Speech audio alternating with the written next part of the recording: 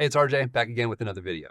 Now, if you've ever stumbled across a name error or some kind of prompt that may have been out of place in your product, then this video is going to be perfect for you. If not, that's all right too, because learning about the data is kind of the whole point of going through this training process. So let's get into this next project. Well, this tall cabinet is turning out to be a pretty good cabinet for us to learn a lot about how to work with some of these products in our library. So in our previous video, another thing that I noticed, which is when we were working on our materials, that under Bay 1 options, we have some prompts that are in the wrong location. So here under Bay 1 options, we have product 2 product type. Drawer options, Bay 1 product type. Bay 3, we don't even have that because it's under the Bay 2 options. So we got a little bit of work to do inside of this product. Now, something to keep in mind when customizing these products, if you are using the update utility tool, the changes that we make will be overwritten with the new product from that update. But just the way to ensure that it doesn't get overwritten is after you make these changes, save it back to the library with a unique name. But for this video, we're not going to save it back to the library. We're just going to go through the steps on how to fix it. So starting off in Edit Design Data, go to the Prompts tab. Type in here to get to Bay 1 product type.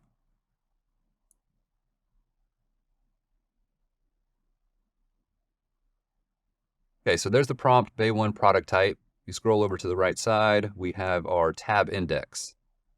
So we need to make sure that this is going to be on the correct tab. Right now it's on the tab number 5, but you can see what it does. It has this formula up here that looks to the name of the tab called Drawer Options, and then it assigns a number to it. So that's not under the correct tab. You go right below it where we have Bay 1 Face Options. It's looking to the tab Bay 1 Options. So Bay 1 product type should also be under the Bay 1 Options tab. So we can do that now. We can make that change, but what's going to happen is it's still going to come in at the very top of that list. So just to keep it uniform and make it look like it should, we want this at the bottom of our local prompts page. Let me kind of go do this really quick, and then we can save and close and show you what I mean inside of the prompts. So now we have the Bay 1 product type under the correct tab. It's no longer under Drawer Options, which is good. It's under Bay 1 Options, but you can see here it's at the top of the list. And so the way that this product was set up, it looks like we want these product types to be at the bottom. So Bay 2 product type should be under Bay 2 Options at the bottom, Bay 3 under Bay 3. Back into Edit Design Data. So now just selecting on the entire row, we want to move this Bay 1 product type. So we're going to move it down right above the Bay 2 product type. So selecting on that cell now, just right click and insert a new prompt. Now by inserting a new prompt, it automatically shifts down all the prompts and the defined names. So don't just do insert, make sure you do insert prompt. Now you can see under the value cell, the defined names are still matching up. So Bay 2 doors, Bay 2 doors. Okay, now back into Bay 1 product type, we can just do a Control C for copy, Control V. Now selecting the value cell, we do not have the defined name. It's just giving us the column and row. So right click and define name. Bay 1 product type needs to be deleted. Delete that prompt. Not just delete, right, but delete prompt. And again, we want those defined names to all be matching up. So just a good way to double check, scroll through, and everything else looks good there. Okay, so now let's repeat that process. We're going to go and insert a few more prompts. So right above Bay 3 product type, and also above Bay 4 product type.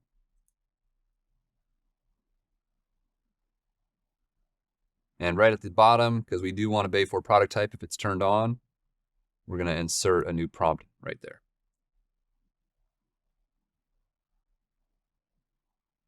We're going to do a little bit of work to the tab index too, but for right now, let's just copy those prompts and paste them in the right spot.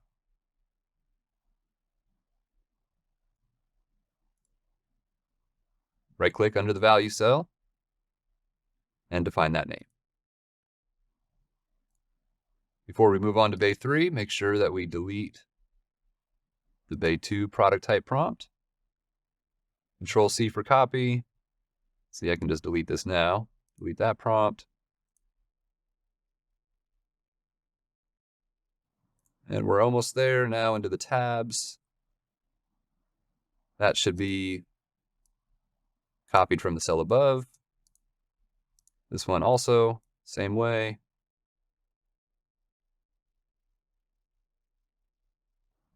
Save and close and go check out our prompts page. Drawer options. Good. We don't want the Bay 1 product type in there. Bay 1, there it is, Bay 1 product type. Bay 2 product type. Looking good. Okay. Okay, so now notice that we don't have a Bay 4 tab in here. So just out of curiosity, let's see what happens. How do we get that Bay 4 to turn on? Oh, Bay 4 face options. That's the beginning of all those prompts.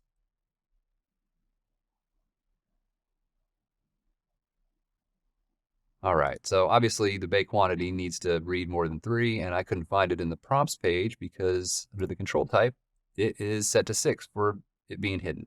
So this is just a specific product inside of the library. Because it has the oven opening, it would probably screw things up if we tried to change the quantity. So that's why it's not in the prompts, and we don't have an option to change our bay quantity. So just a little bit more on working with the data inside of your products. All right, so that brings us to a good stopping point. We'll call this one done for now, and we'll pick it back up in our next video. So until next time, keep practicing, and we'll meet back here for some more training.